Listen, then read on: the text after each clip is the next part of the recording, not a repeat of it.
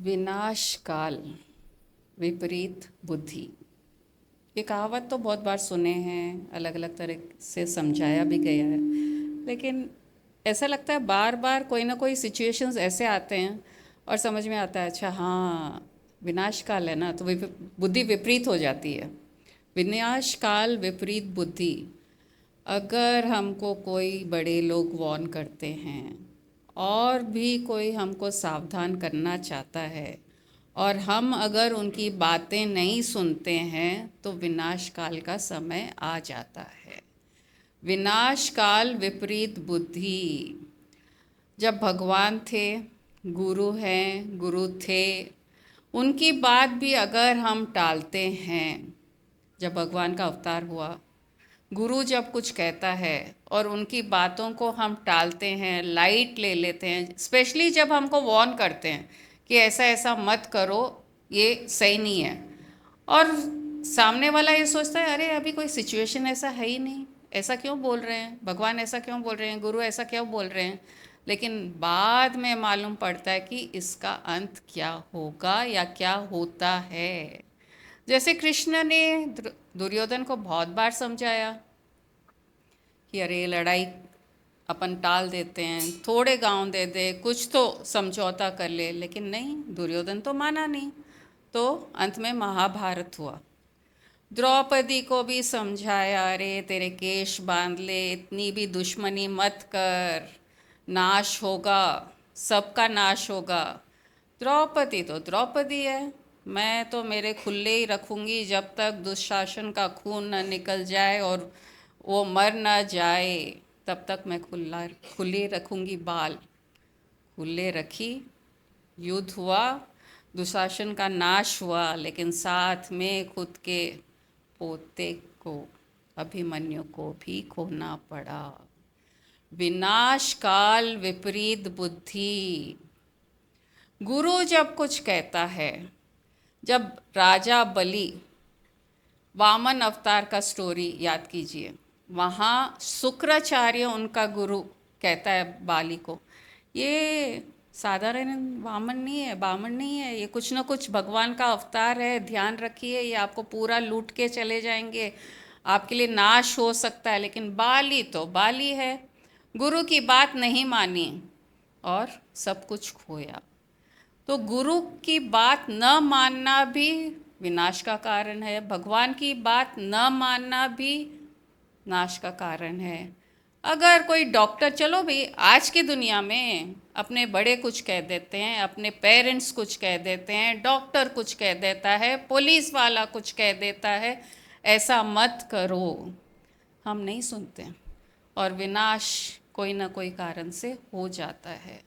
Doctor भी हमको warn करता है हमारी बीमारी में, ऐसा ऐसा आप फॉलो कर लीजिए, ऐसा करेंगे तो ऐसा हो जाएगा, नहीं तो आपका ये ऑर्गन फेल हो जाएगा, ऐसा हो जाएगा, लेकिन हम लाइट ले लेते हैं और उसका विनाश हमको ही भोगना पड़ता है, हमको ही तकलीफ होती है। पुलिस वाले भी, अब जैसे हम हाईवेज पे जाते हैं फुल स्पीड में, आजकल तो डेली पेपर में रहता है, फुल स्पीड में जाते हैं, सब जगह लिखा है कि स्पीड लिमिट इतना है, ध्यान रखो सब, लेकिन कौन सुनने वाला है। बस मस्ती में है, नई नई गाड़ियाँ विद हाई स्पीड वाले हैं, स्कूटर्स हैं, बाइक्स हैं, सब विनाश काल का ही एक पैमाना है। हर कोई वार्न कर रहा है हमको, हर कोई हमको सचेत कर रहा है। लॉरी के पीछे देखे ना, नज़र हटी दुर्घटना घटी, अरे कितने लॉरीज के पीछे लिखा हुआ रहता है। और जब पहाड़ी इलाकों में जाते हैं, ब्लाइंड कर्व है, सो बी केयरफुल, ड्राइव स्लोली, हर जगह कोई ना कोई तरीके से हमको वार्निंग मिलती है। सिर्फ गुरु भगवान नहीं, हमारी दुनिया में हर कोई चाहता है कि हम सेफ रहें, लेकिन नहीं, विनाश काल विपरीत बुद्धि। कोई भी चीज़ को लाइट लेने से प्रॉब्लम ही प्रॉब्लम है। अभी सीता मैया की बात ध्यान में आ रही है, यहाँ द्रौपदी की हो गई। सीता ने भी क्या मांगा, सोने का हिरन। ये पूरी कहानी रची हुई है, हमको शास्त्र मालूम है कि ये राम और सीता का खेल था कि हम रावण को उसको मारना था, लेकिन जब हम समझते हैं तो ये ऐसा लगता है कि राम भगवान हमको एक लेसन भी देना चाहते हैं। सीता ने महल छोड़ा, सोना छोड़ा, महल में हर कुछ छोड़ा, सुख सुविधा सोना तीनों चीज़ छोड़ी है उसने पति के साथ रहने के लिए। और यहाँ अब जिद है कि मुझे वो सोने का हिरण चाहिए। राम कहते हैं ये मायावी है, ये सोने का नहीं है, ये मायावी हिरण है, जिद मत करो। लेकिन सीता तो सीता है, नहीं मानी। बोले तुम अकेली रहोगी, कुछ ना कुछ हो जाएगा, तो मत करो जिद। लेकिन ये हमको समझाने के लिए, आम आदमी को, ये राम सीता का जो ये एपिसोड हुआ है कि पति की बात मान लो, जिद ज़्यादा मत करो। अगर कोई चीज़ के लिए हम ज़्यादा जिद करते हैं तो विनाश हमारा ही होने वाला है। और जिद किया तो रावण उठा के ले गया सीता को। कहाँ लेके गया? सोने की लंका। यहाँ उसने सोने के हिरण को मांगा, वो 15-20 किलो या 50 किलो का होगा, लेके गया कहाँ? सोने की लंका, जहाँ सिर्फ सोना ही सोना है। तो ऐसा भी जिद मत करो कि जो तुम्हारा विनाश का कारण हो। सोना मांग के सोना मिला उसको, लेकिन क्या कैसे रूप में मिला? तो ये विनाश काल विपरीत बुद्धि, ये कहानी हमको ये दर्शाती है कि हम भी संभल जाओ। कॉशन, जब हम वॉशरूम्स में जाते हैं, वेट फ्लोर है कि कहीं स्लिप हो जाओगे, हर जगह हमको बचाने के लिए कुछ ना कुछ एक आ जाता है, लेकिन हम कभी ध्यान देते हैं और कभी नहीं देते हैं। सीता मैया का ऐसे है, शुक्राचार्य का ऐसा है, और हमारे साथ भी एक बार ऐसा ही हुआ। हम स्वामी जी के पास थे, मई का महीना ही था, और लंच करके निकल रहे थे। 1:30-2 बजे जब लंच हो जाता है तो स्वामी जी से मिलने गए। पीछे रूम्स में थे वो अलग, तो वहाँ मिलने गए। इतनी गर्मी थी तो स्वामी जी बोले हाँ निकल रहे हो? बोले हाँ स्वामी जी, हम सोच रहे हैं लंच हो गया, अब चले जाते हैं, तो शाम तक पहुँच जाएंगे हैदराबाद। Okay okay. फिर कुछ स्टोरी शुरू कर दिया।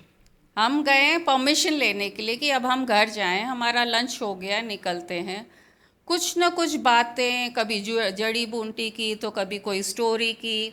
हमारे साथ एक और थे, वो ऊपर नीचे हो रहे हैं, अरे हमको स्वामी जी जाने क्यों नहीं दे रहे, हमको लेट हो रहा है, हमको निकलना है। स्वामी जी तो स्वामी जी हैं, कुछ न कुछ स्टोरी बोलते जा रहे हैं। फिर विजी को बोले कि देखो वो रूम में, मेरे रूम में कुछ है एक लकड़ी के जैसा, वो लेके आओ। विजी लेके आया वो लकड़ी। बोले देखो ये ऐसा लकड़ी है, इतना बड़ा दिखाए, और ये लकड़ी अगर अपने पास रहे तो तुम इनविजिबल हो जाओगे, तुम चोर को, डाकू को नहीं दिखोगे। बोली स्वामी जी ये सब क्यों दिखा रहे हैं, ये सब क्यों बोल रहे हैं? और हमारे हाथ में वो लकड़ी दे दी। फिर थोड़ी देर बाद उनका खाना नहीं हुआ। 3 बजे वो खाना खाते हैं, खाना नहीं हुआ। 4 बज गया, 5 बज गया, उसके बाद बोल रहे हैं हाँ तुम जाओ। अगर हम गड़बड़ करते, अगर हम बोलते नहीं हमको तो अभी जाना है, तो शायद हमारा कुछ नाश लिखा हुआ था। लेकिन विनाश काल में विपरीत बुद्धि नहीं हुई, गुरु को सरेंडर थे, तो गुरु जैसा चाह रहा था हम बैठे रहे, तो हमारा भी एक अच्छा समय आ गया। तो विनाश काल में बुद्धि विपरीत हो जाती है, लेकिन अगर सरेंडर्ड हैं तो हमारा सुरक्षा निश्चित है। अभी जब हम बॉम्बे, बहुत से स्टोरीज़ है, अभी जब हम बॉम्बे गए थे, एक कपल मिले थे, मनीष अग्रवाल के फ्रेंड है। उनके अभी माउथ कैंसर हो गया, फुल डिप्रेशन में थे, केमो लग रहे हैं, वाइफ भी थी, बहुत नेगेटिव थी वाइफ। फिर ऐसे ही कुछ बातों बातों में उनसे बात कर रहे थे, तो बोले हम ऋषिकेश भी आए हुए हैं, आश्रम भी आए हुए हैं। अच्छा ऋषिकेश कब आए? 9 साल पहले। वो याद दिला रहे हैं मुझे कि हम 9 साल पहले ऋषिकेश आए हुए हैं, और गुरुजी ने मेरा तंबाकू और सिगरेट गंगा नदी में बहाया था। मैं बोली अच्छा उसके बाद आपने खाया नहीं खाया? बोले थोड़े दिन तक तो नहीं किया, लेकिन फिर धीरे धीरे शुरू हो गया। बोली वो रिज़ल्ट गुरु को उस टाइम दिख गया कि इसका नाश कहीं ना कहीं ऐसा हो सकता है, इसलिए वो वार्निंग के रूप में वो फिंका दिए कि तुम बच जाओ, लेकिन वापस शुरू कर दिए तो अभी ये प्रॉब्लम आ गया। तो कब, क्यों, कहाँ, कैसे हमको सचेत किया करता है गुरु, हमको नहीं समझ में आता है।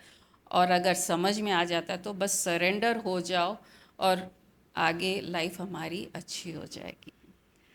एक और स्टोरी अपने पास ही है। एक शिष्य आते थे, उनको लॉन्ग ड्राइव, दिल्ली से ड्राइव करके आते गाड़ी में, उनको गाड़ी में ही आना है।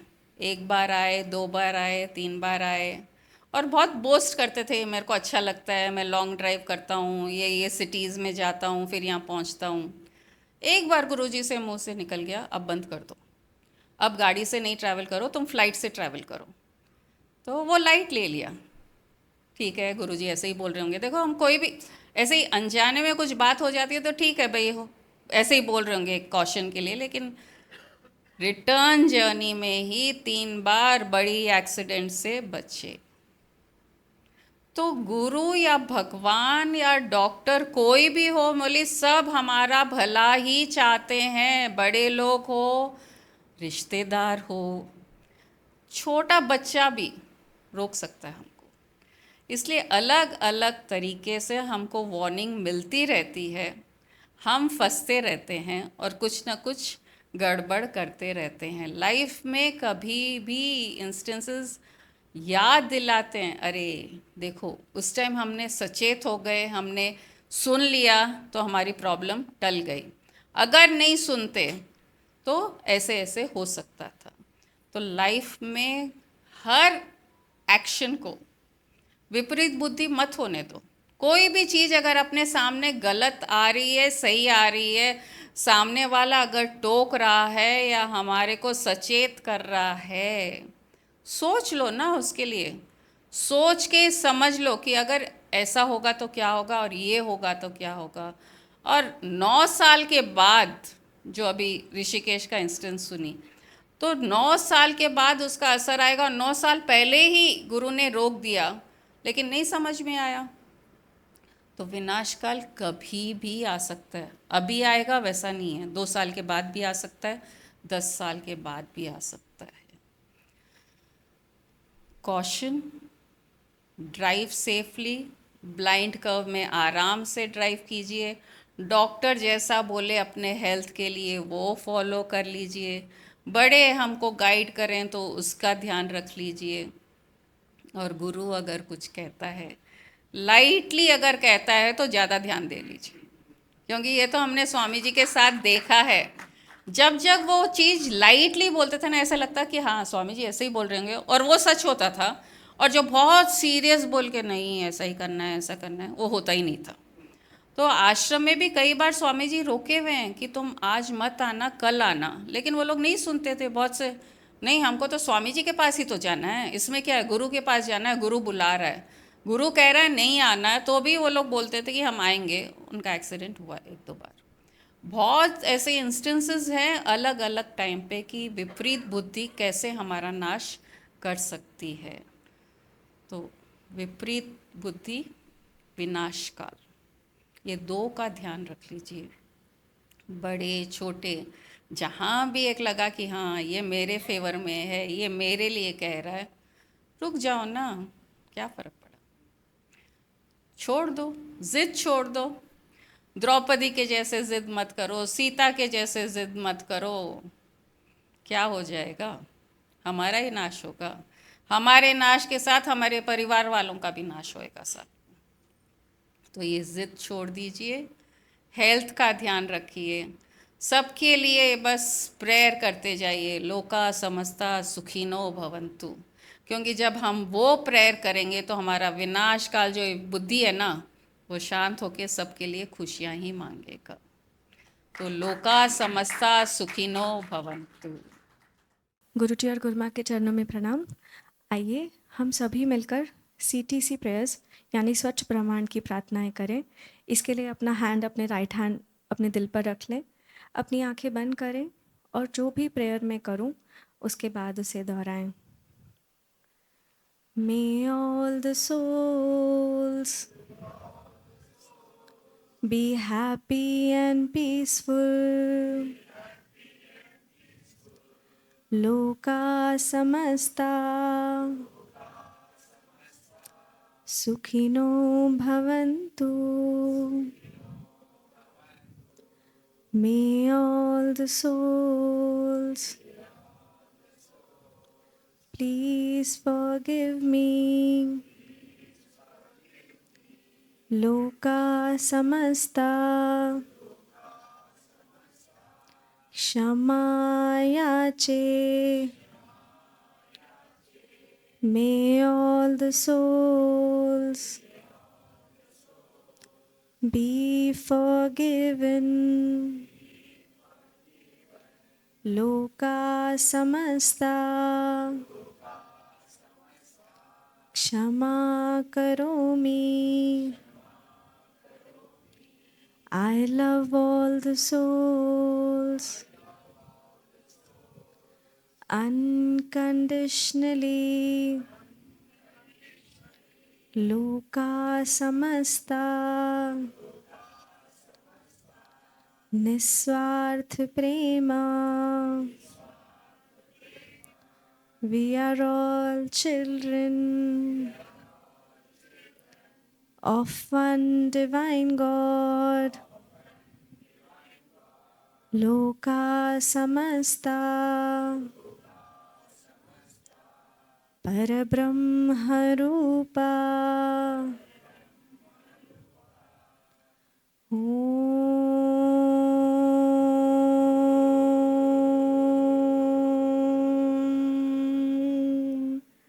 Shanti Shanti Shanti.